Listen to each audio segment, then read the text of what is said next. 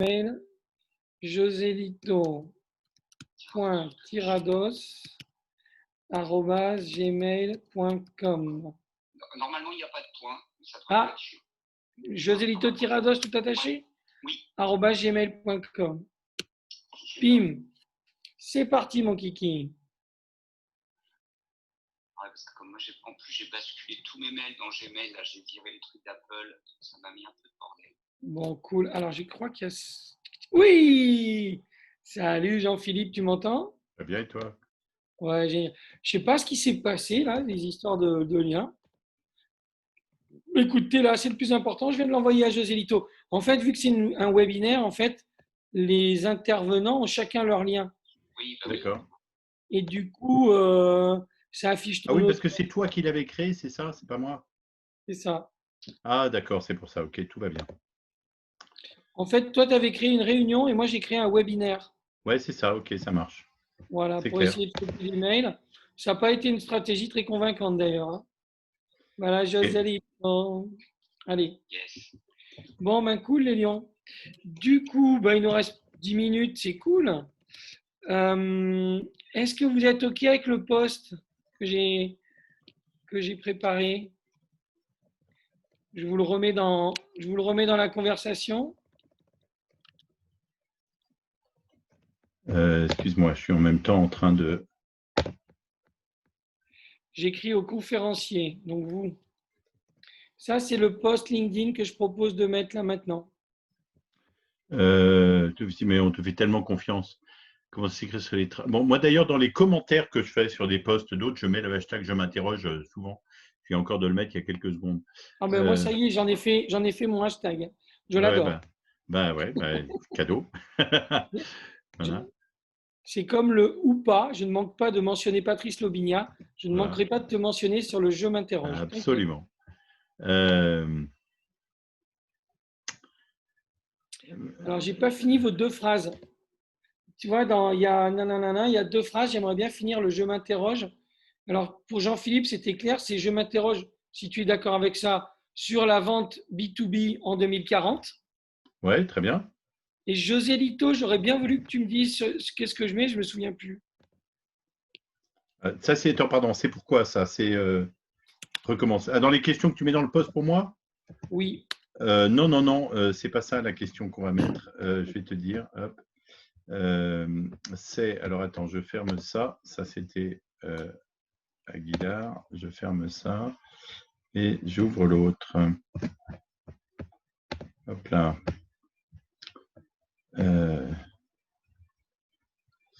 Tu nous entends, Joselito? Ah, il n'a pas le son. Attends, je lui mets le son. Tac. J'avais pas le son, j'avais pas l'image. Ah, ouais, ça va être mieux là quand même. On se voit, on se parle. Oui. Moi, je m'interroge sur la propriété, sur à qui appartient aujourd'hui l'Internet et à qui il appartiendra en 2040 en fait. La nuit, portant conseil, je me suis dit que c'était vraiment la question qui me Tu peux me le mettre dans la conversation entre conférenciers. Comme ça, moi, je fais copier-coller derrière. Non, Philippe, c'est ce que tu as fait? Ah, non, pas encore. Non, pas encore. Je suis en train de le faire. Tout va bien.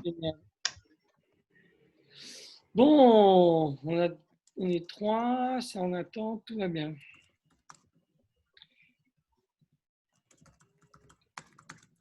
« 2040 ». Voilà. Hop.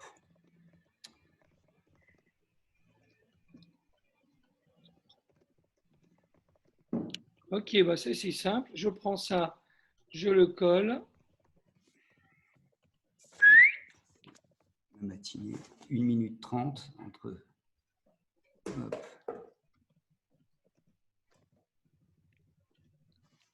Tu veux une question ou combien de questions? Une seule. Pas celle que tu vas poser quand on va parler, hein. Juste pour un exemple. D'accord. Ok, je réfléchis. Ok. Alors pendant que tu réfléchis, donc vous avez vu que j'ai réécrit en détail et j'ai fait des petites Voilà, je te modifications. l'ai envoyé. Est-ce que c'est ok pour vous les modifications d'agenda que j'ai faites là? Je ne comprends pas. Où est-ce qu'il faut regarder? Guide-nous. Ah, ben vous êtes dessus. Manifeste 2020, webinaire 25 juin. Le Google Doc. Le Google Doc, oui. OK. Alors, J'ai fait quelques petites modifs. Oui, mais on a chacun voilà, fait nos ajouts.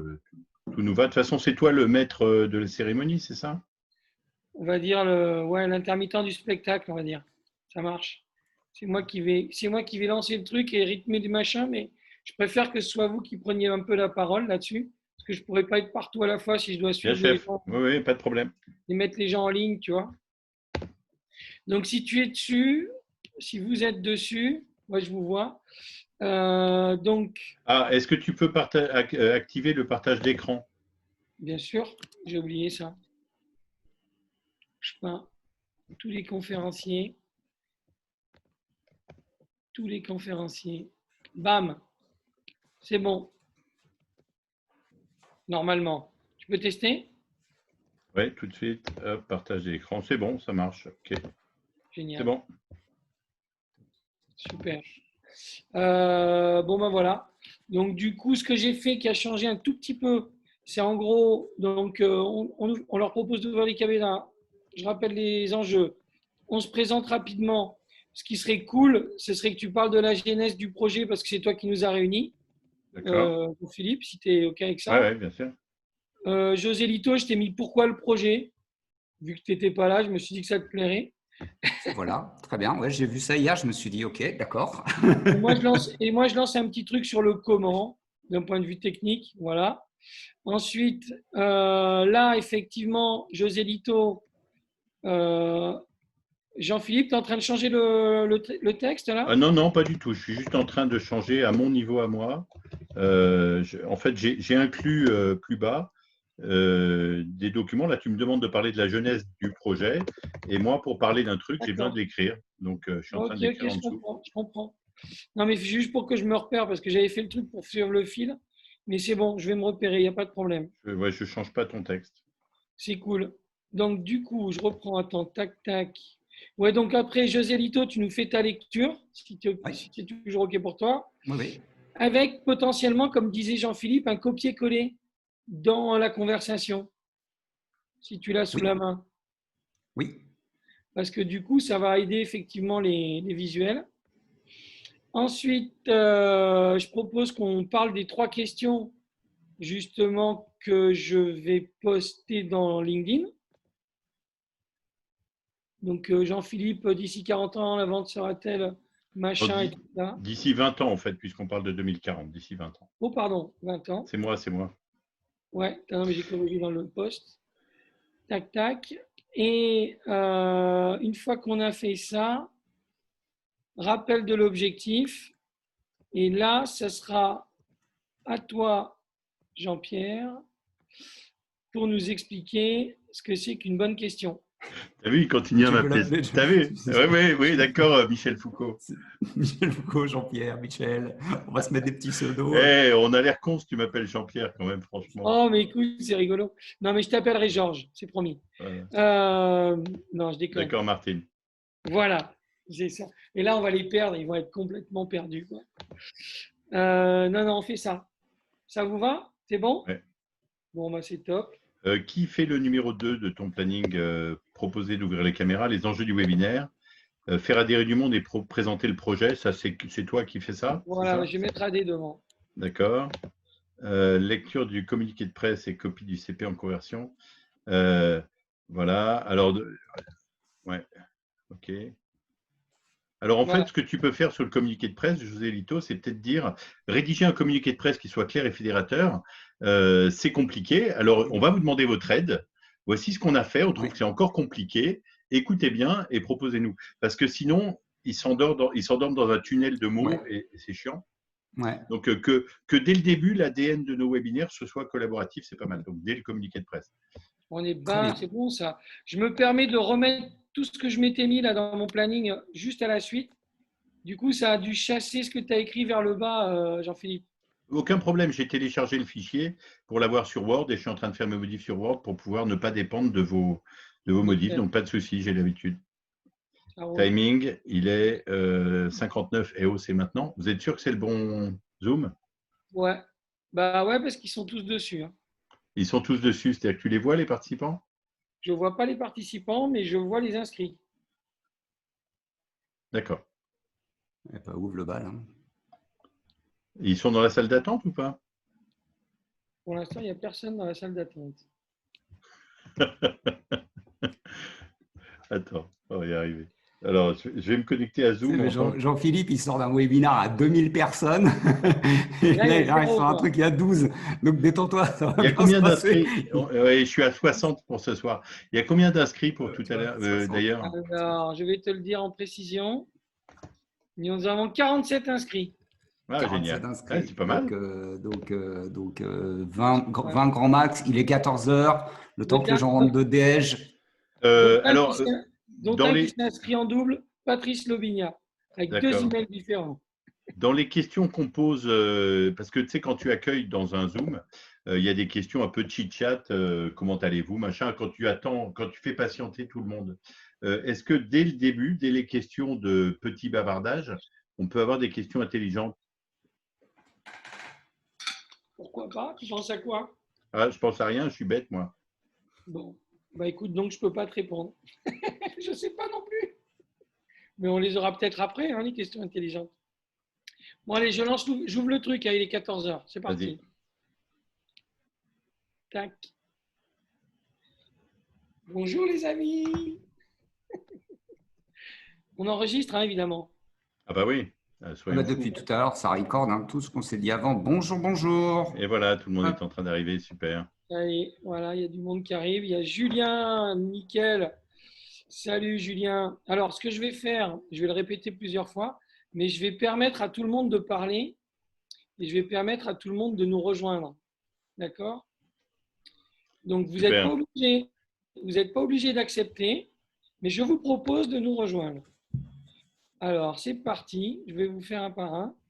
Donc, du coup… bonjour Arnaud, bonjour Patrice, on ne se quitte plus aujourd'hui. Bonjour, rebonjour Stéphane. Hey, coucou, mais si Stéphane, Patrice est là, c'est merveilleux. C'est tu vois. Clair. Julien Etienne. Il y a… Cassim, salut. Allez, je promeux tout le monde. La parité sera-t-elle respectée?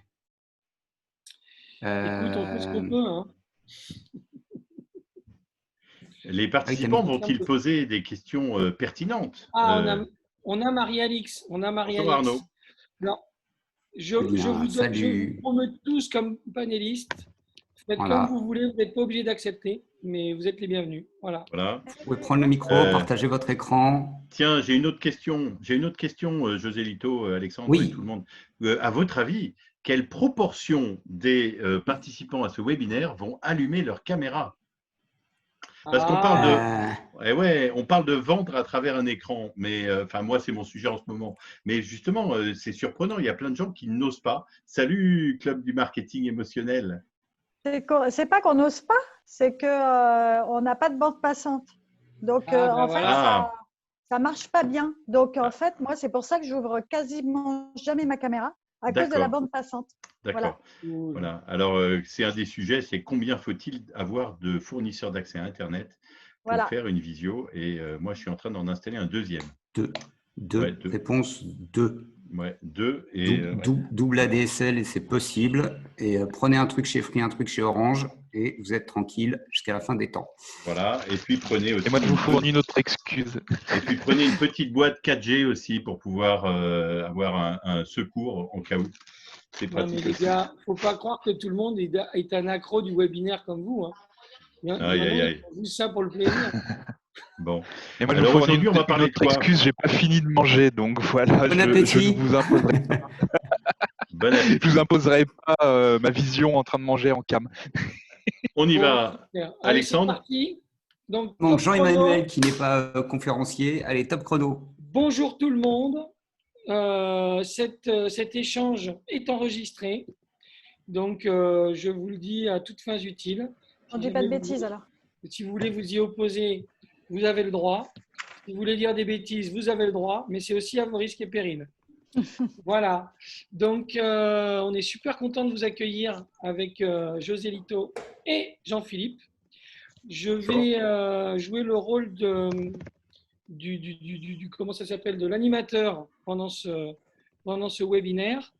Je vais inviter petit à petit toutes les personnes qui le souhaitent, tous les spectateurs qui nous rejoignent à devenir panélistes s'ils le veulent. Pour nous, le but de ce webinaire, ça va être de vous présenter une idée qui a été lancée par Jean-Philippe et de voir si on peut faire adhérer un maximum de monde à cette idée. Et donc, on va commencer par se présenter pour ceux qui ne nous connaissent pas. Et du coup, Jean-Philippe, à toi de te présenter et de nous donner la genèse du projet. Écoute, c'est très simple. Moi, mon boulot, c'est d'essayer d'aider les organisations commerciales à se moderniser, à moderniser leur méthode de vente. Et pour ça, en fait, il y a deux méthodes. Soit on fait un peu de formation et on essaye de motiver les gens, soit on essaye de renverser la table et de leur dire, voulez-vous qu'on réfléchisse à plus long terme ou voulez-vous qu'on réfléchisse vraiment à de nouvelles méthodes de vente? Et le seul moyen de convaincre les gens, c'est de poser des questions très pertinentes qui les font réfléchir, de manière à faire réaliser, faire comprendre à vos interlocuteurs que leurs méthodes de vente sont peut-être obsolètes, qu'il y a plein de boulot d'étranglement, plein de choses. Donc, la question est un sujet très important. Voilà. Alors, avec le confinement, j'ai lu beaucoup de livres. D'ailleurs, j'ai lu beaucoup de livres. Et je vais tout de suite vous en conseiller deux. Tiens, les questions qui font vendre et questionnaring, l'art de poser les bonnes questions. Je vous donnerai les références de ces livres dans le chat tout à l'heure. Et donc, je me pose des questions. J'ai profité du confinement pour me poser des questions et j'ai lu beaucoup de livres. Et lorsque je lis un livre, je surligne, je note et à partir de tout ça, je me pose des questions. Et quand je me pose des questions, parfois, je me les pose, je trouve des réponses et ça améliore mes formations. Mais parfois, je contacte les auteurs. Je les invite sur LinkedIn, je leur demande de zoomer en privé. Je ne diffuse pas ces vidéos, mais je vais jusqu'au bout. Et donc là, je me suis dit, tiens, puisqu'il y a tellement de questions à se poser, tout d'un coup, il y a une explosion du nombre de questions qu'on peut se poser pour imaginer comment moderniser les choses. Et donc, j'étais en ligne avec José Lito et Alexandre. Et j'aurais dit, ça ne vous dirait pas d'essayer de se poser des questions un petit peu comme les gens qui ont fait le Clou Train Manifesto il y a des années. Quelles sont les nouvelles questions à se poser? Et là-dessus, José Lito et Alexandre m'ont répondu, c'est une très bonne question. Ma question, c'était quelles sont les questions à se poser? Je vous invite à ce qu'on se les pose. Bon, super. José Lito, pour ceux qui ne te connaissent pas. Pour ceux qui ne me connaissent pas, j'ai plusieurs activités. J'en ai une qui est finalement assez proche de celle de Jean-Philippe aujourd'hui, de coach en performance commerciale. Donc, mon métier, une de mes activités qui me passionne, c'est d'aller botter le cul des dirigeants pour qu'ils se mettent en marche. Ça fait des années que je cherche à avoir de l'impact. J'ai trouvé le truc, ça s'appelle la Doc Martens Coquet. Donc, je ne sais pas pourquoi, le confinement a eu cet effet-là. Il y a pas mal de dirigeants qui ont pris du temps. Voilà. Et j'ai lancé cette activité de coaching. Et d'ailleurs, mon premier cobaye est présent ici. Un grand merci Stéphane, en l'occurrence.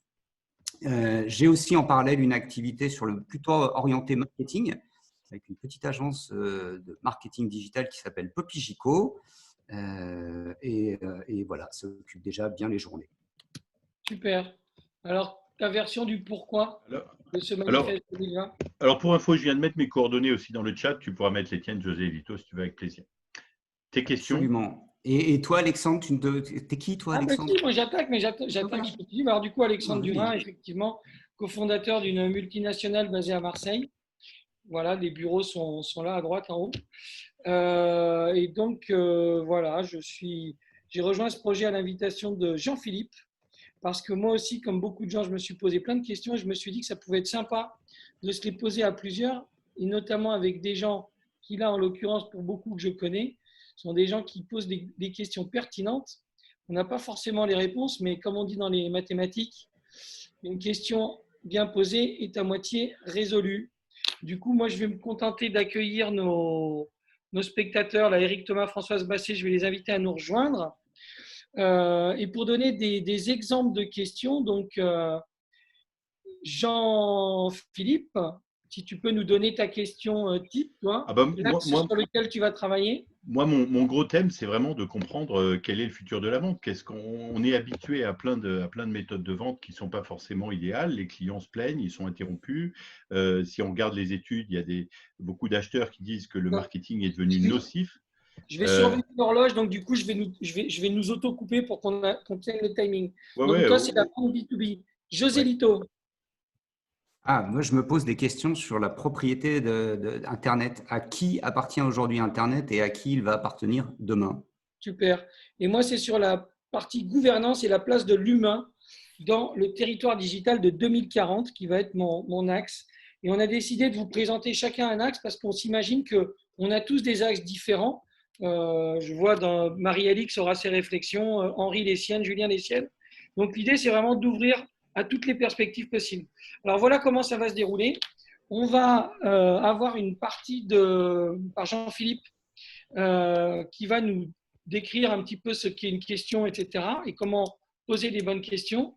Ensuite, on va travailler ensemble sur les questions qui permettront concrètement d'illustrer la théorie par la pratique.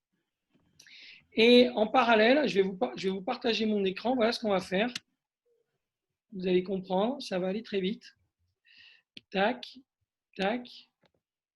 On va lancer la conversation puisque le monde est une conversation avec un post. Et toujours si vous êtes d'accord, les questions, on va les mettre petit à petit en commentaire là-dessus. Et on espère que dans les jours, dans les semaines, dans les mois qui viennent, notre manifeste 2020 ne sera plus le manifeste de Jean-Philippe, Joselito et Alex, mais le manifeste de toutes celles et ceux qui auront participé. Mais sinon, on serait bien solitaire. Hein. Ouais, parce que on ne veut pas rester seul. Ouais, voilà. On va peut-être même pas rester seul. C'est-à-dire soit on arrive à mobiliser du monde, soit on avisera, mais en tout cas, l'aventure est faite pour ça. Et du coup, on imagine derrière faire des webinaires réguliers, voire même potentiellement des rencontres physiques pour vraiment imaginer collectivement, avec nos prismes, avec nos couleurs, avec nos réflexions respectives, quel pourrait être le monde de demain. Voilà. Donc, j'arrête mon partage d'écran, j'arrête la théorie. Encore un petit poil de théorie avec Jean-Philippe qui va nous décrire ce qui est soi-disant pour nous, j'ai dit. Hein. Je ne te mets pas la pression, Jean-Philippe. Ce qui est soi-disant pour nous une bonne question. Et après, on attaque tous dans le concret. Eh bien, c'est une sacrée bonne question, Jean-Pierre.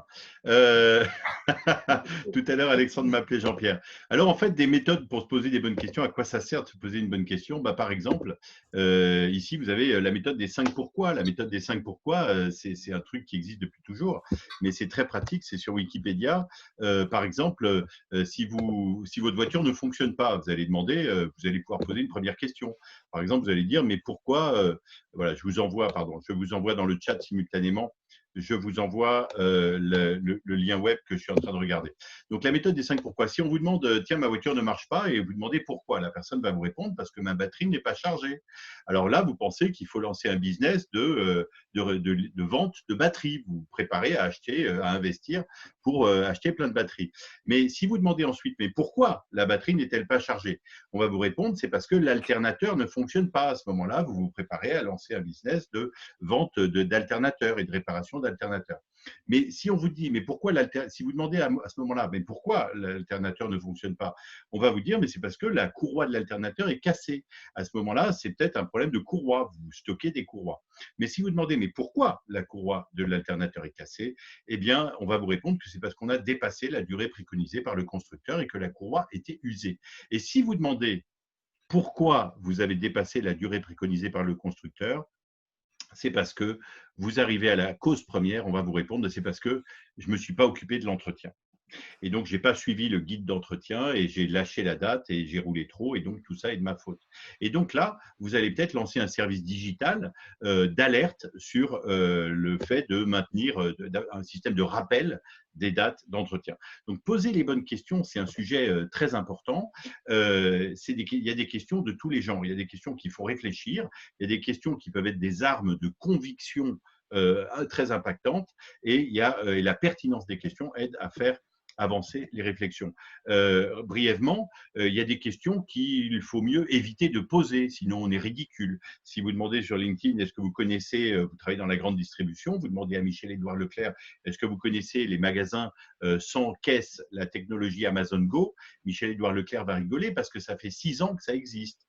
Il y a des questions qui fâchent. Michael Aguilar a publié récemment un post où il polémique sur le fait qu'il y ait la présence d'un personnage noir sur sur les paquets de riz Oncle Ben's. Voilà.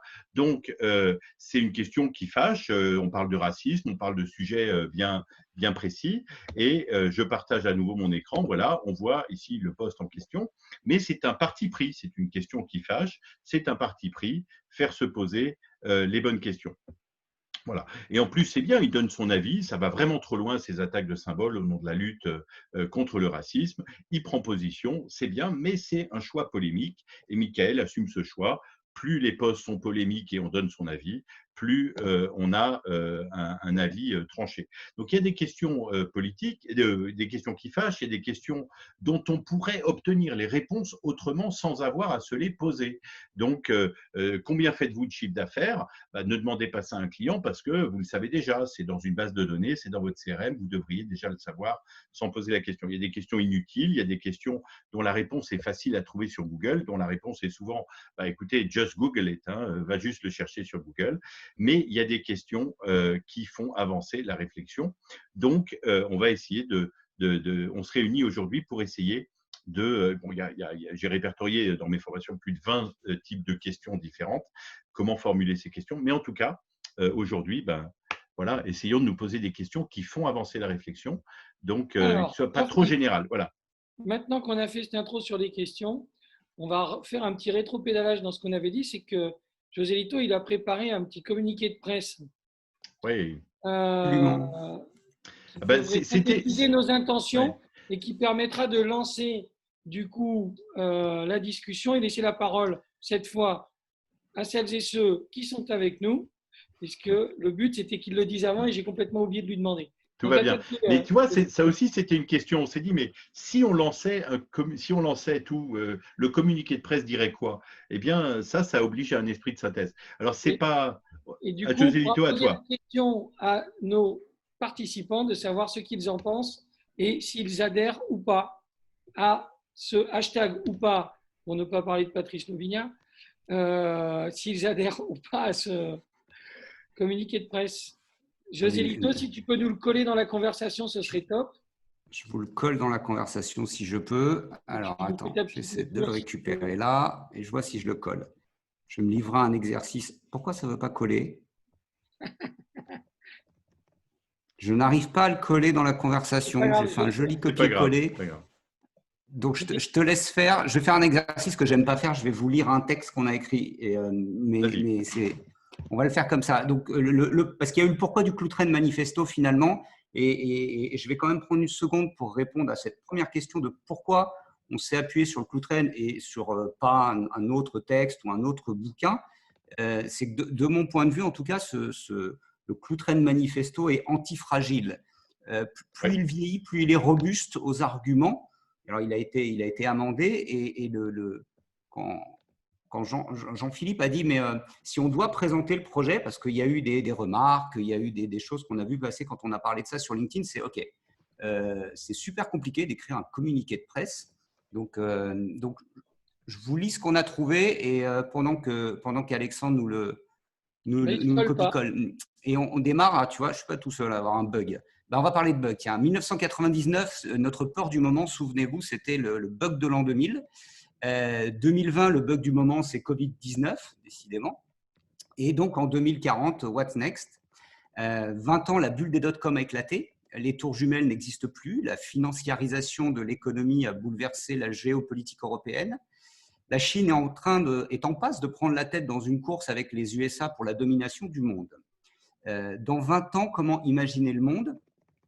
Le changement climatique et écologique menace notre espèce. Les guerres sont désormais digitales, les maladies régressent et le bien-être humain progresse. Le web mondialisé se scinde en 4-5 blocs régionaux dont nous serions en Europe qu'à la marge. Une chose ne change pas, les marchés sont des conversations. Depuis que les hommes se promènent sur cette planète à la rencontre des autres, ils se retrouvent sur les marchés pour converser, échanger aussi bien des marchandises, des informations que des histoires incroyables du bout du monde. 1999-2020, donc pour ceux qui ne connaissent pas, les marchés sont des conversations. 99, Rick Levin, Christopher Locke, Doc Sears et David Weinberger publient sur un groupe Yahoo un manifeste de 95 thèses. Petit clin d'œil à Martin Luther, dont le titre est The Cloutren Manifesto. Ils sortiront un livre dans les années 2000 avec comme sous-titre The End of Business as Usual. Ils évoquent les bouleversements en cours et à venir qu'implique la technologie des hyperliens web.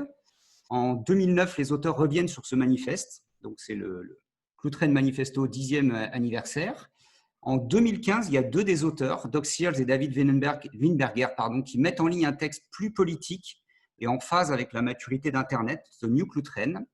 Et en 2020, comment peut-on imaginer le monde dans 5, 10 ou 20 ans? Alors, nous, habitants de la planète Terre, souhaitons nous appuyer sur le texte de 99 pour agir aujourd'hui, préparer un demain qui nous permettra encore d'aller à la rencontre des autres habitants de la Terre, et d'ailleurs, d'après Elon Musk, pour vivre des conversations passionnantes. Notre première intention est de faire découvrir ou redécouvrir cet ouvrage au plus grand nombre. Nous avons pour ambition de choisir et discuter collectivement les thèses qui nous semblent les plus intéressantes du Cloud Train Manifesto. Nous pensons que de ce travail jaillira certaines questions sur lesquelles nous pourrons appuyer nos réflexions et interroger nos pratiques professionnelles actuelles et faire naître de bonnes pratiques pour le futur. Donc, vous l'avez en copie. Il est à vous, n'hésitez pas à l'amender, le modifier, le retourner dans tous les sens. C'est juste une base de réflexion. Moi, ce que je vous propose, contrairement à ce qu'on avait prévu, c'est plutôt de faire un petit tour, vu qu'on n'est pas très nombreux et que c'est quand même un avantage, de pouvoir faire un petit tour des gens présents pour qui se présentent en 2 mots et qui nous fassent leur feedback, du coup, par rapport à cette intention qu'on a posée et leurs attentes peut-être. Quand ils se sont inscrits, qu'est-ce qu'ils sont venus chercher? Et du coup, on reprendrait le cours après si vous êtes OK. Vamos. Qui veut prendre la parole? Stéphane Callot, peut-être, qui a le micro ouvert? Le micro ouvert? Ouais. Je ne le savais pas. Ah, c'est bien. Bon, heureusement que j'avais gardé le silence.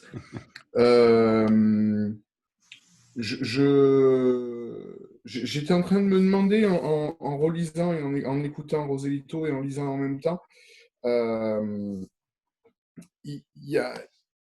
reviens un tout petit peu sur l'histoire du Cloud Train, et merci Roselito de m'avoir fait découvrir ça tardivement, comme quoi il n'est jamais trop tard pour apprendre des trucs intéressants. Moi, j'aime beaucoup et c'est pas compliqué, il suffit d'aller lire l'article à ce sujet dans Wikipédia, comme ça on a l'air intelligent dans les dîners en ville le soir. L'article sur le Cloud Train Manifesto est l'histoire du manifeste des évidences. Et pourquoi ça s'est appelé enfin on a traduit ça en français, le manifeste des évidences. Pourquoi ça s'appelle le Cloud Train? Et donc, si j'en crois l'article Wikipédia, il faut toujours croire Wikipédia ou pas,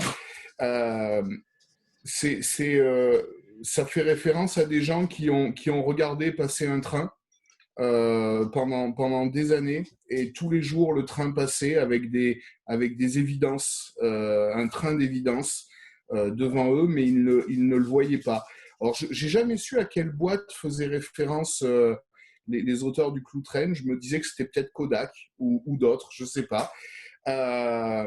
Mais c'est vraiment, pour moi, c'est le point de départ, c'est de se dire, on est souvent dans des organisations où on a oublié de regarder le bout de notre nez, ou un tout petit peu plus loin, et où on voit plus passer les évidences, on voit plus passer le train qui est devant nous.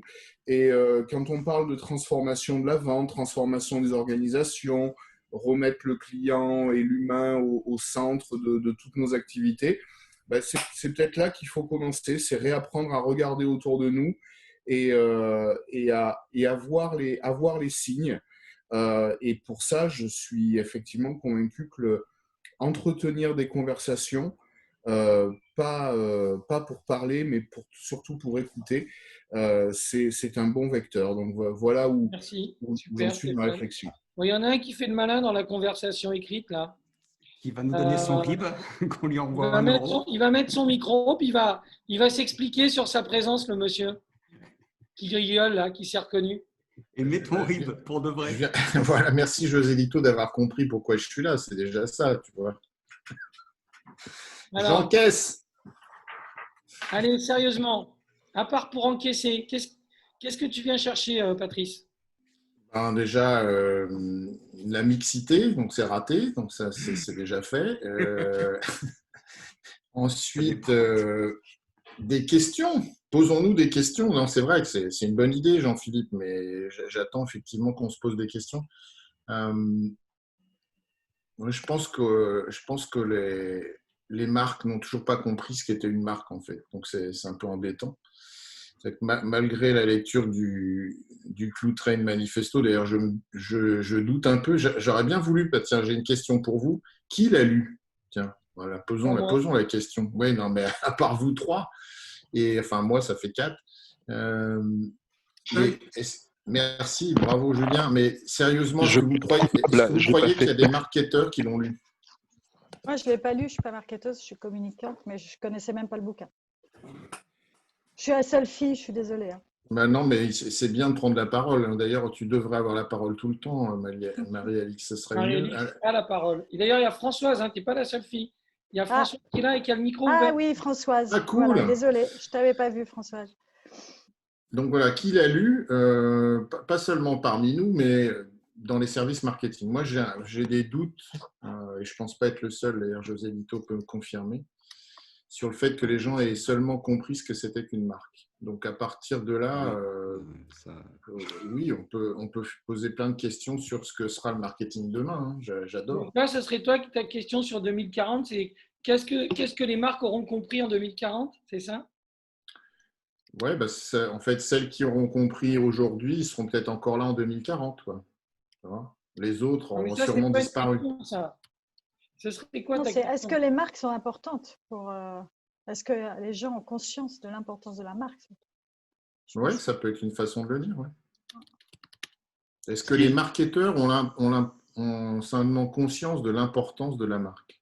C'est génial parce qu'on est en train de travailler à reformuler les questions. En fait, on pourrait la reformuler en disant, est-ce que les marketeurs sont cons? Et il est très, vous voyez, c'est une question provocante. Mais est-ce que les marketeurs qui n'ont pas lu les littératures de la marque feraient bien de le lire? Voilà. Donc, est-ce que les marketeurs sont cons? C'est une question valable, non? J'en ai une autre. À quoi servent les marketeurs? D'accord. Ça, c'est une question provocante. Alors, attendez, on se projette en 2040. Hein. Ouais. Et moi, pour aller plus loin, est-ce que c'est le bon focus de se concentrer sur les marketeurs? Et est-ce que la vraie question, c'est pas comment je fais pour créer de la valeur? Comme ça, après, je serai intelligent pour poser des questions. Alors, plutôt que de faire et de créer de la valeur, il faut créer des valeurs. Oui, il faut les soutenir, les engager. Ah, super. La question, c'est est-ce que le marketeur ne va pas se faire ubériser comme un gros con d'ici 2040? Clairement. Moi, alors, par quoi j'adore, on est en train de lancer un ping-pong de questions, c'est génial. Donc, il serait ubérisé par quoi? C'est une très bonne question. Il y a des choses avec de l'intelligence artificielle qu'on en a encore à tout casser pour 40 ans avant de remplacer les trucs, les interactions basiques et d'être capable d'avoir un semblant d'émotion exprimé par une intelligence artificielle. Et je pense qu'au rythme où ça va, et avec les ordinateurs quantiques qui arrivent, etc., il y en aura pour moins de temps que ça. Et dans ce cas-là, est-ce que le marketeur a encore une valeur ajoutée face à une IA? Intéressant. Alors c'est très intéressant parce que tu poses la question, le marketeur par rapport à l'IA. Et tout à l'heure, on demandait, je croise avec une autre question. L'autre question, c'était est-ce que vous avez lu le Cloud-Train? Et donc, ça appelle une troisième question. Est-ce que les marketeurs, est-ce que tout le monde, est-ce que vous ici, vous comprenez la base de ce que c'est qu'une IA? Quels sont les principes fondamentaux? Comment ça marche? Il y a… voilà, c'est parce qu'on se fait peur avec des IA, mais est-ce qu'on a compris les principes fondamentaux de comment ça marche? Alors, je voudrais qu'on finisse le tour parce que c'est cool que ce soit ping-pong, mais on a commencé à faire un tour. Donc, Stéphane, c'est bon. Patrice, c'est bon. Arnaud a vaguement pris la parole, mais en 2 mots, si tu peux reformuler ce que tu viens de nous dire. Arnaud? En gros, quand on a quelque chose à vendre, il faut que ça réponde à un service. Jusqu'à présent, on se concentrait sur ce que ça devait rendre comme service ou ce que le client pensait que ça allait lui rendre. Et pour rebondir sur ce que disait Henri, c'est plus suffisant. Donc, la création de valeur, maintenant, c'est la création de valeur pour l'écosystème. Bon, bah écoute. Donc, moi, c'est la question sur laquelle je m'interroge, que je pose aussi à mes clients. D'ailleurs, si tu te rappelles, Alexandre, je te l'ai posé.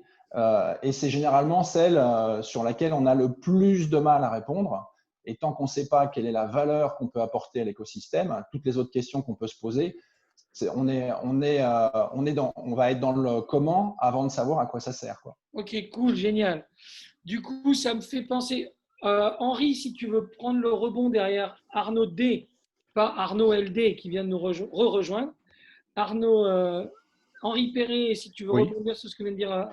Oui, en fait, Philippe Cutler, il y a 10 ans, a introduit le marketing 3.0 en disant que plus on allait vers le service et plus les différenciateurs intégrés à l'intérieur du produit s'estomperont. Donc, les différenciateurs prochains seront autour des valeurs. Et donc, la difficulté est de déterminer c'est quoi les valeurs pour lesquelles le client comprendra ce qu'il y a derrière. Alors, ce que l'on voit, c'est qu'on voit beaucoup de gens qui font de la raison d'être, mais en réalité, ils devraient s'intéresser beaucoup plus aux valeurs qu'ils délivrent véritablement aux clients.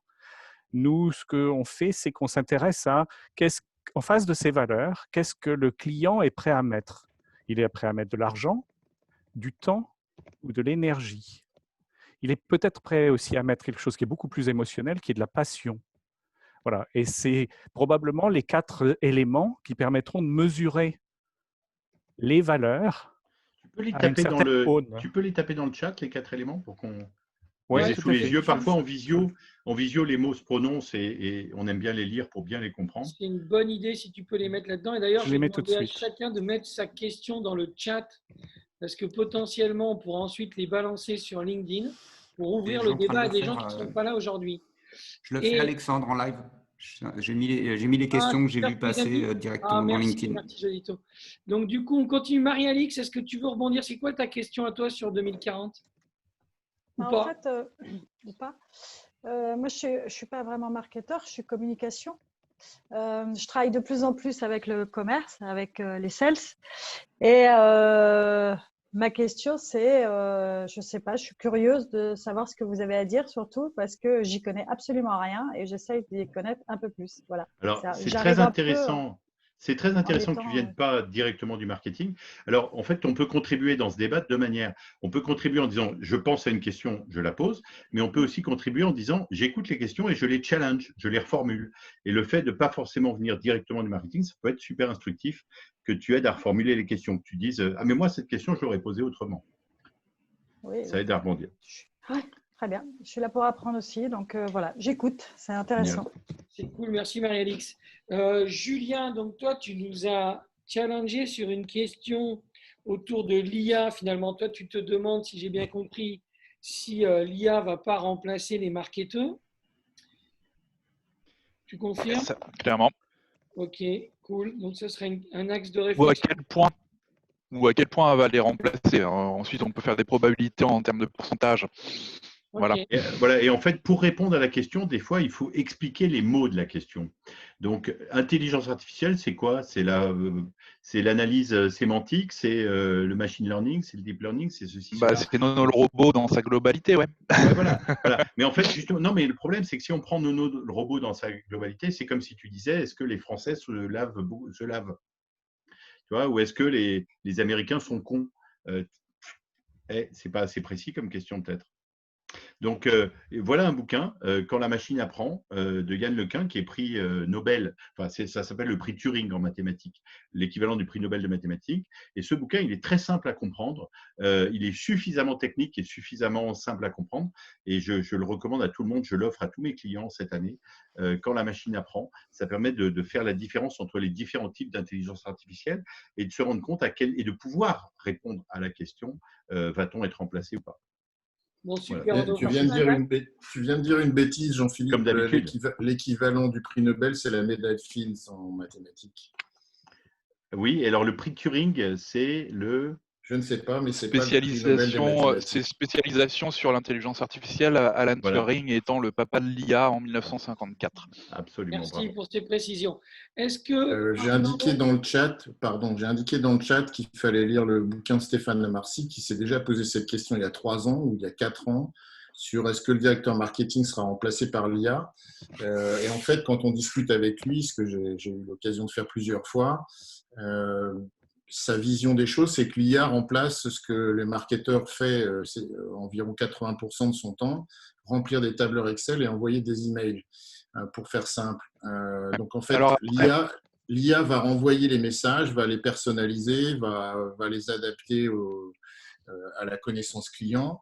Mais ce que ne fera pas l'IA, ni maintenant, ni probablement jamais, c'est être créatif. Je rappelle pour ceux qui pensent encore que l'IA est créatif, que c'est pas la créativité de l'IA que nous cherchons à exploiter jusqu'à maintenant, c'est plutôt le fait qu'elle puisse faire des tâches que nous n'avons pas envie de faire.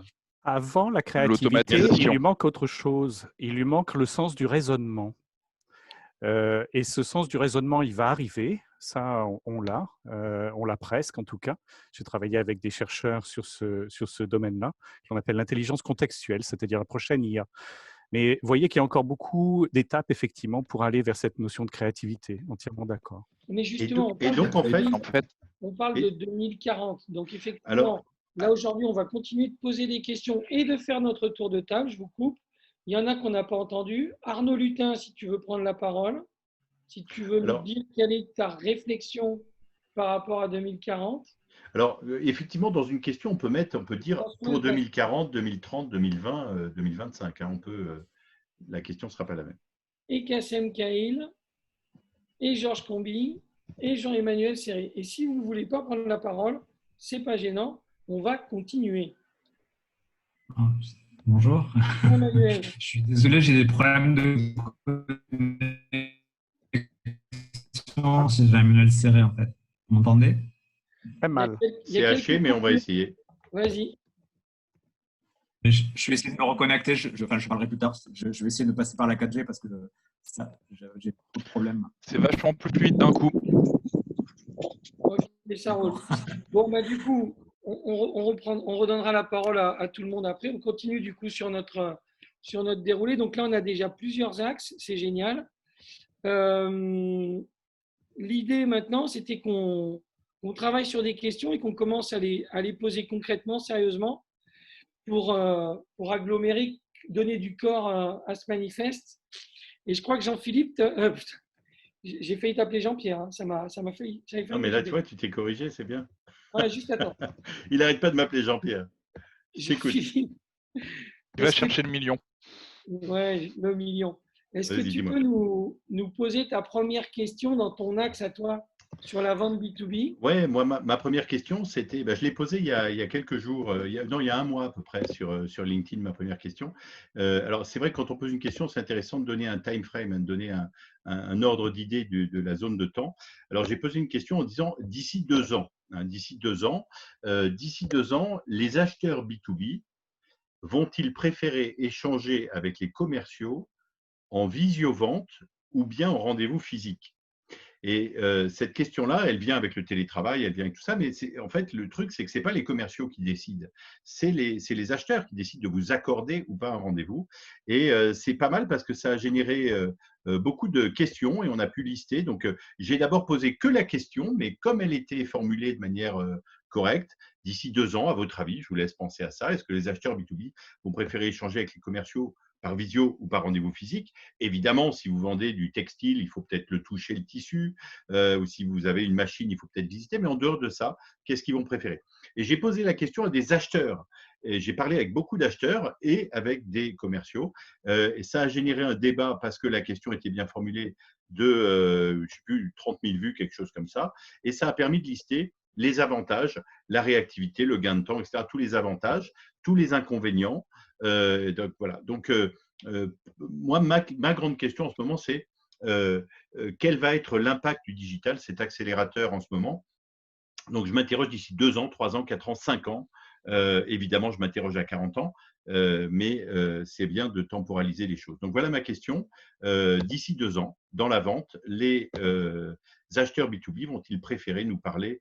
De quelle manière vont-ils préférer nous parler? Je vous mets ma question dans le chat et voilà, et on peut participer à ce débat. Donc, l'idée, c'est que les questions qu'on arrive à générer, on puisse les transformer en posts qui soient des questions bien formulées. Pour rebondir, Jean-Philippe, ouais. Salut Arnaud. Sur la question, je pense qu'elle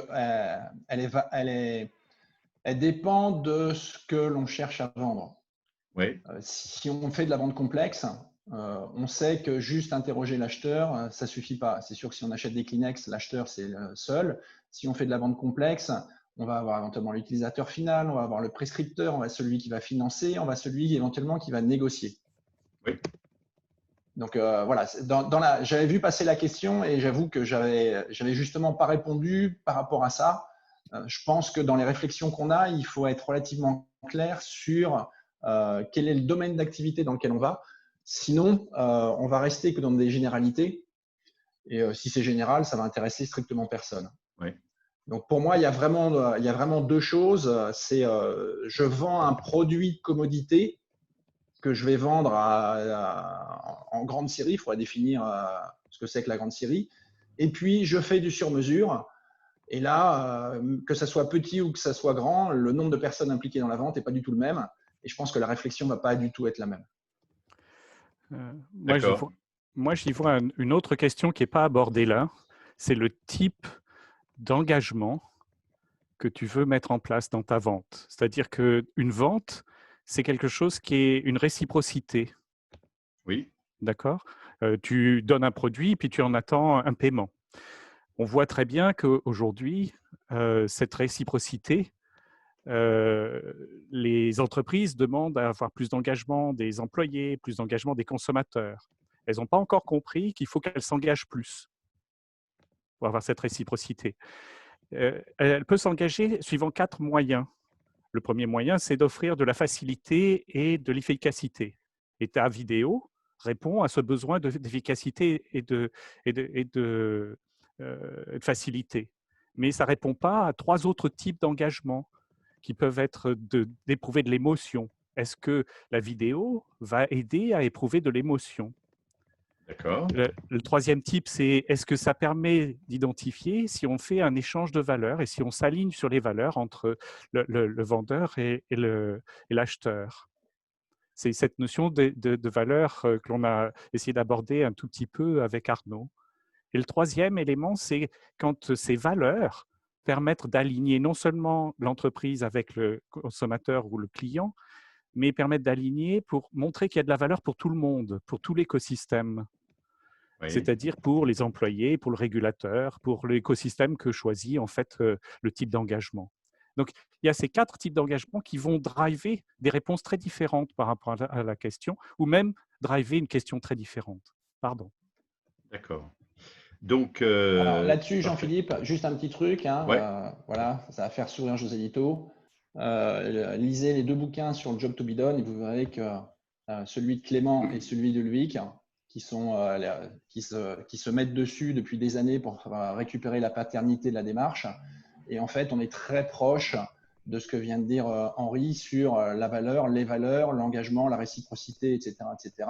La meilleure façon de bien vendre, c'est d'avoir compris justement qu'est-ce qu'on amène à l'écosystème. Et une des démarches les plus connues, c'est le job to be done. Donc, c'est Alan Clément, K-L-E-M-E-N-T. Alors, je vais faire ta secrétaire, mais si tu le tapes dans le truc, c'est bien aussi. Alan Clément, K-L-E-M-E-N-T. K-L-E-M-E-N-T, voilà. le titre, c'est avec. Je te laisse le taper. Voilà, si tu le tapes, c'est pas mal. Voilà. Et si tu le tapes, c'est pas mal. Et l'autre, c'est Ulvik. D'accord. Super. Et d'ailleurs, c'est à la base de tout ce qu'a fait Strategizer sur la value proposition Canva et qui a donné après bien sûr. le BMC. Berk. Ah, Berk. Tu peux traduire BMC? Business Model Canva. Voilà. En fait, les business model Canva, ça ne marche pas dans les écosystèmes. Or, on est en train de driver des écosystèmes différemment. Donc j'ai étudié depuis une dizaine d'années ce que seront les écosystèmes architecture.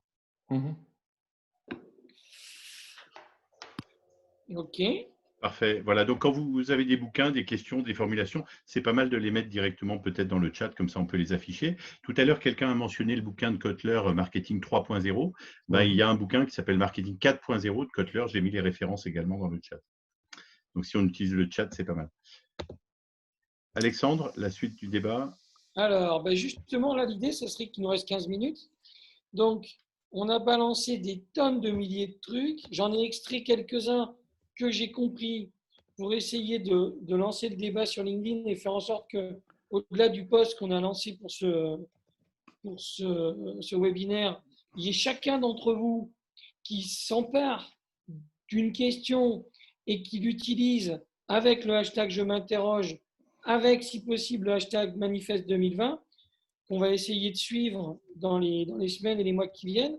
Donc du coup, l'idée de la suite, ce serait justement de continuer comme ça à poser des questions pour que, dès que possible, on mette en place des webinaires pour creuser certaines questions vraiment plus en profondeur. Là, on Donc des webinaires thématiques. C'est ça, c'est ce qu'on disait.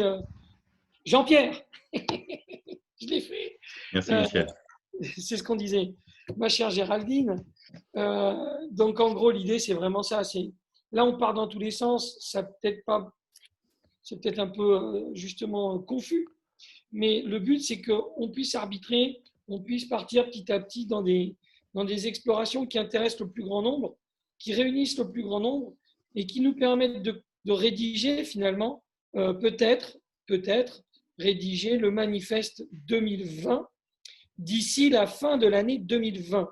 Alors, on a imaginé avec Jean-Philippe et avec José Lito de publier sur le site Manifeste 2020 un petit sondage en fait où on mettrait justement les évidences du Clue Train avec un système de vote pour que chacun puisse dire si ce sont des évidences qui sont toujours aussi évidentes ou pas, et un système qui permet aussi d'ajouter des évidences, de créer des sujets. Et du coup, l'idée, ce serait qu'on se drive collectivement autour de ces évidences de manière à définir les sujets qui vont intéresser le plus grand nombre pour collectivement imaginer vraiment les grosses tendances de 2040. Voilà. Alors, pardon, je corrige. En se posant la question, est-ce qu'on pose la question en 2040 ou 2030 ou 2025 ou 2035 ? On peut avoir l'horizon qu'on veut, mais en allant jusqu'à 2040, effectivement. Voilà, c'était le challenge. Donc, quand j'ai entendu tout ça, je me demande si là, dans les 15 minutes qui nous restent, est-ce que parmi les gens qui sont présents, on n'est pas très nombreux, il y a déjà un sujet prédominant qu'on pourrait considérer comme étant le sujet du prochain webinaire. Kassem qui doit nous quitter, c'est dommage, on ne t'a pas entendu. Ça aurait été un plaisir si tu veux prendre la parole 2 secondes ou pas. Quelle question te poses-tu ? Si tu te poses une question, en tout cas, on sera heureux de l'entendre et pour essayer de nous diriger. Est-ce qu'il y a donc quelque chose ? Kassem, tu as le micro ? On n'entend pas. Kassem, il cherche des clients. Donc, si vous pouvez aider Kassem à trouver des clients parmi les grands comptes, il a jusqu'à demain soir pour faire son job. Ah bon ? D'accord. Bon, ok. On va essayer de l'aider, mais il faudrait savoir ce qu'il cherche concrètement. Bon, ok, je vous enverrai le lien vers son site. D'accord. Voilà, donc connectons-nous les uns aux autres. Alors, pour se connecter les uns aux autres et continuer ce débat, hop là, je vous envoie la liste de tous les liens LinkedIn de tous les participants du webinaire. Comme ça, vous pouvez vous inviter les uns les autres. C'est pas mal de pouvoir faire ça. Faites un copier-coller. Moi, j'ai une question quand même. Hein, j'en ai 2 qui me turlupinent parce que je vous entends. On parle d'IA. Pour moi, le truc qui me fascine quand je dis qu'il est antifragile, le Clue Train Manifesto, c'est merci, merci Patrice. Allez, dis oui, s'il te plaît. Alors, en fait, en 99, finalement, quand même, le postulat du Clue Train, c'est de se dire, il y a un truc qui s'appelle le WWW, le World Wide Web. Ça arrive en 1991 et les gars sont 10 ans après et disent, ce truc-là, c'est la thèse numéro 7, les hyperliens renversent la hiérarchie. Et ce qui me fascine, c'est de me dire comment ces 4 bonhommes ont pris un point technique très particulier pour finalement nous dire, à partir de là, voilà ce qui va se passer. Voilà ce qui va se passer entre les entreprises et leurs clients. Voilà ce qui va se passer entre les entreprises et les collaborateurs. Voilà pourquoi un collaborateur de première ligne va faire la nique à son boss. Il sera plus crédible sur Internet que son propre patron. Comment les gars ont vu ça? Et là, quand on parle de l'IA, on voit bien qu'on est très focus sur les outils, machin, c'est Yann Lequin, c'est machin, c'est bidule. En attendant, qui est-ce qui est capable de me dire aujourd'hui, qui est-ce qui a la force, la puissance intellectuelle de me dire, mais non, mais José Lito, l'IA, dans 20 ans, va faire que ta grand-mère, enfin, paix à son âme, ma prochaine grand-mère, peut-être dans une autre vie, va se comporter comme ça. Comment se fait-il que ces gars-là, quand moi j'ai lu le Cloutren, je me suis dit, merde, je le lis, je le relis, il y a ma belle-mère qui est en face, elle a 70 balais, elle a un iPad entre les mains, et ma belle-mère, du haut de ses 70 balais, elle commence à aller gifler le patron d'une boîte sur Twitter en disant la poste, mon colis, il arrive en vrac, qu'est-ce que tu fous? Et ça fait le buzz. Comment ils ont deviné que www, ça allait aboutir à ça? Moi, je peux t'en annoncer comme ça. C'est ça qui m'intéresse. Moi, je peux t'annoncer que l'intelligence artificielle contextuelle dont je te parle va s'intégrer à l'intérieur de ce que j'appelle une data science de vérité multiple, pour offrir à chacun la capacité de comprendre ses choix de tous les jours par rapport à sa propre individualité et par rapport au collectif. Et ça va construire une nouvelle humanité. C'est une humanité qu'on n'a jamais vue avant, parce que ça crée ce que l'on appelle des communautés, des tribus locales ou des cohortes hyper connectées de valeurs. Et autrefois, il faut bien se souvenir que les valeurs se regroupaient dans l'identité nationale, les religions, l'éducation ou la culture. Là, on est en train de créer des communautés qui font fi de toutes ces frontières. Voilà ce que je peux t'annoncer, ce que j'ai écrit dans le livre qui sort donc fin juin. Je ne suis pas là pour vendre mon livre, mais… Si, vends-le, vas-y, fais-toi plaisir, ça m'intéresse. En tout cas, vends-le-moi. Ce que j'entends là, Henri, c'est que l'hyperconnexion qui existe aujourd'hui, les capacités d'intelligence artificielle qui sont en train de s'intégrer dans nos appareils, dans les bases de données à travers lesquelles on passe tous les jours par le commerce ou les réseaux sociaux, vont nous proposer d'ici 2040 de nous dire tu vas aimer ça, tu ne vas pas aimer ça, tu vas être heureux en faisant ci, tu ne vas pas être heureux en faisant ça. Exactement. Donc, on sera nos réactions émotionnelles qui aujourd'hui sont relativement libres, entre guillemets, quoiqu'on est déjà très influencé par tout ce qui nous est envoyé sur les écrans en temps réel. Mais justement, là, ce n'est plus de l'influence. On va les consulter. Tu penses qu'on va être en mode j'interroge mon IA pour savoir si ça va me plaire? Alors, la disparition des life coachs sur LinkedIn, il ne va plus y avoir personne. Hein. C'est pas tout à fait comme ça. En fait, imagine plutôt sur les Google Glass, tu te promènes à l'intérieur de Auchan et tu vois un produit rouge, et enfin, tu as un produit vert qui correspond véritablement à tes valeurs. Et ces valeurs, elles sont effectivement… et tu vas regarder tes valeurs, c'est un produit vert, mais tu vas regarder aussi qu'est-ce que ça veut dire vis-à-vis du collectif et des collectifs que toi, tu auras choisis. C'est-à-dire… En fait, chacun… Par exemple, moi, je vais voir rouge, vert. Ouais. Et puis Patrice, il va voir vert, rouge. Exactement. Mais ce n'est qu'un guide. C'est que chacun décide à partir de là s'il préfère avoir sa décision plutôt pour son plaisir individuel ou s'il vise en fait à s'élever en allant viser plutôt des choses qui connectent au bonheur. Et ce bonheur, il vient justement de la connexion aux autres ou de la connexion à la nature. Et c'est ce lien aux autres et à la nature que chacun est libre de décider, qui te guidera en fait pour dire je veux effectivement atteindre. Alors, ce n'est pas que le bonheur, on peut atteindre aussi, si on travaille sur l'âme, à l'extase. C'est toi, Henri Wassati, c'est ça? Oui, c'est ça, ouais. C'est ça, parfait. Mais chacun décide s'il a les clés pour pouvoir le faire encore. Et je pense qu'il y a un risque, par contre, à éviter, c'est l'avilissement des cerveaux par trop d'automatisation et où trop d'automatisation rend con. Complètement. Je vais rebondir là-dessus parce que il y a en 2000, je crois que c'est en 2008 qu'est sorti l'algorithme Google qui s'appelait Panda, ou en 2008-2009, quelque chose comme ça.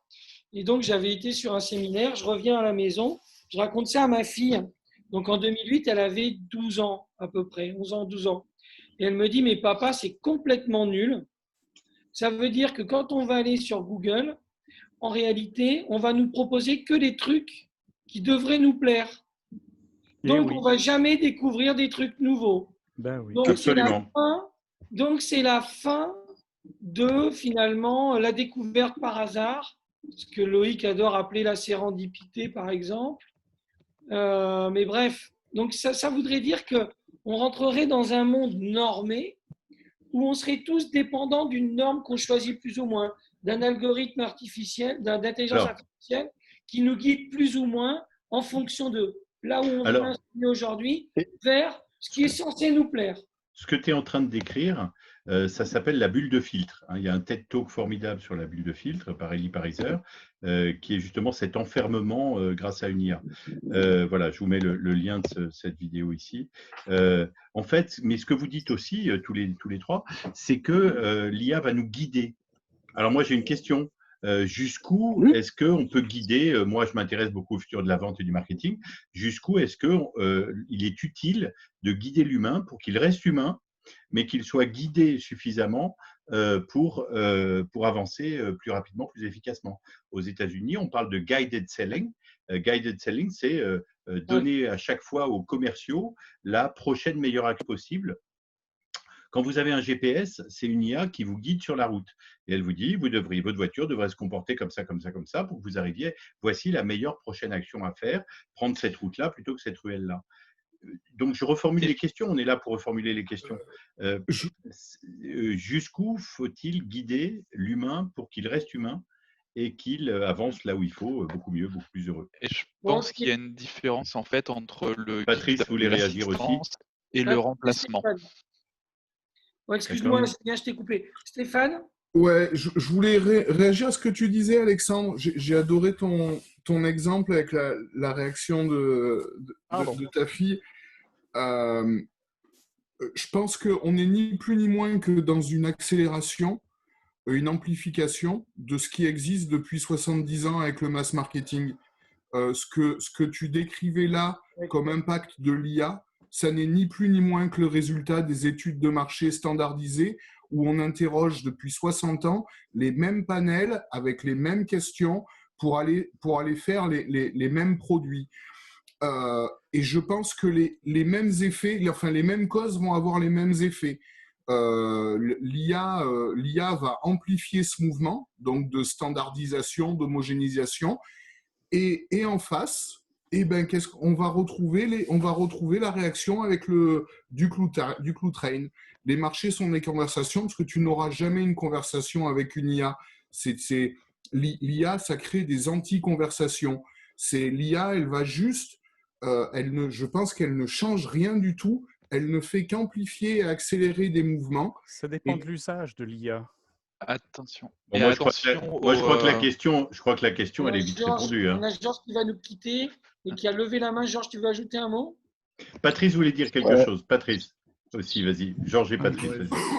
Ouais, je voudrais rejoindre Stéphane sur le fait que l'IA ne va pas nous guider, en fait, les humains. D'abord parce que l'IA est construite par des humains, donc c'est des humains qui guideraient d'autres humains. Si on s'interroge un peu là-dessus, on peut penser que ça devient la dictature de certains qui ont la main mise sur l'IA, justement, aujourd'hui. Donc, moi, je n'ai pas trop envie de ça. Je ne vois pas l'intérêt. D'ailleurs, je n'ai pas besoin d'être guidé par une IA, ni maintenant, ni jamais. Je sais très bien où je vais tout seul. Pour une simple raison, c'est que j'ai des émotions, en fait, et que l'IA n'en a pas, jusqu'à preuve du contraire, et je ne vois pas quand ça va arriver. Donc, on y parle d'ordinateur quantique, c'est une fumisterie pour l'instant, scientifique, et d'une. On nous parle de saut quantique. Bon, oui, c'est le saut d'Elon Musk sur la planète Mars, mais bon, il ira sans moi, en tout cas, ça c'est certain. Donc, il faut arrêter de fantasmer, quoi, en fait.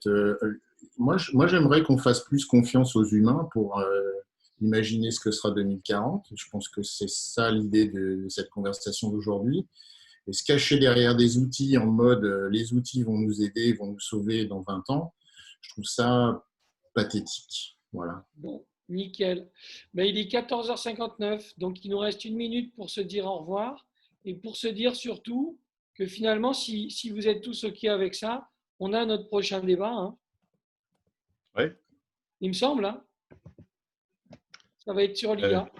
D'ailleurs, Jean-Pierre, tu oses afficher un pur produit humain derrière toi. Non, mais en même temps, c'est. Non, mais c'est un escroc aussi. Non, ce qui me désole, c'est une arnaque. Ouais, mais c'est pas grave. Des arnaques, il y en a plein. Tu vois, José Lito est une arnaque, par exemple. Il faut le savoir. Non, mais ça veut rien dire une arnaque. Bon, je vais te remettre ma piscine, alors c'est mieux. C'est des histoires auxquelles les gens avaient envie de croire. Ouais, je préfère ça. Ils avaient envie de croire que c'était possible. Mais moi, je vois pas pourquoi ils n'auraient pas envie de croire. Qui est-on pour s'annoncer comme censeur de ce genre de choses? Moi, je trouve ça ridicule aussi.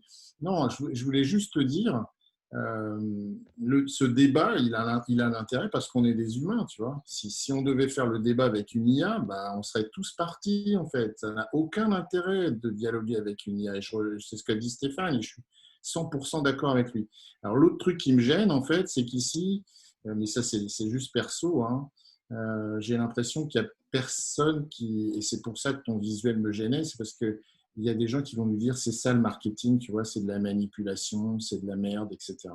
Alors merci, non. Moi, je suis un marketeur depuis 30 ans et je travaille pour les marques, pour les entreprises et sans marketing, ben, il n'y aurait pas de marque et vous n'en aurez rien à acheter si ce n'est bouffer des produits Leclerc.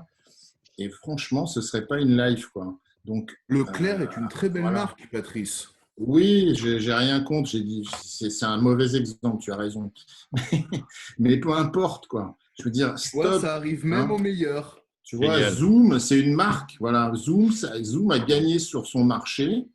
Posons-nous la question du pourquoi Zoom a gagné sur son marché et arrêtons de penser que ce serait juste une question de techno, tu vois. Non, c'est pas une question de techno. Eh bien, ce sera le mot Absolument. de la fin. Ce sera le mot de la fin. Alors, juste un tout petit mot de la fin quand même, c'est que le Cloud Train Manifesto existe en version française, mais il est difficile à obtenir. J'ai réussi à le commander il y a quelques jours en version française. C'est pour ça qu'il faut le lire en anglais. Mais il faut le lire en anglais. Alors, je vais te dire, moi, je le lis en anglais et c'est beaucoup mieux. On comprend très bien. Mais en tout cas, Bruno Friedlansky m'a fait savoir qu'il existait également en français. Ça s'appelle Liberté pour le net. Donc, on va voir. D'autre part, vacherie en plus. Et voilà. Pour ceux qui s'intéressent, petite seconde de pub. Parce que Bruno ne sait pas lire l'anglaise et tout. Alexandre, petite seconde de pub à 17h30. Il y a à 17h ce soir. Je suis dans un autre webinaire, la vente à travers un écran. Je vous ai mis les infos dans le chat si ça vous. On en a marre de ta promo, Jean-Pierre. Je sais. Ouais, et puis en plus, c'est avec Michael Aguilar en plus. Faut pas déconner. Non, pas ce soir, pas ce soir. Ce soir, c'est avec Nathanaël Baker, un expert du vidéo marketing. Je viens pas alors. Et c'est complémentaire de celui qu'on a fait avec Michael, puisqu'on va parler plus technique. Voilà. Ça peut être que complémentaire de toute façon. Allez, c'est l'ensemble nul et le reste. Tu vois, tu comprends les mathématiques. L'ensemble nul, bah, tout est complémentaire.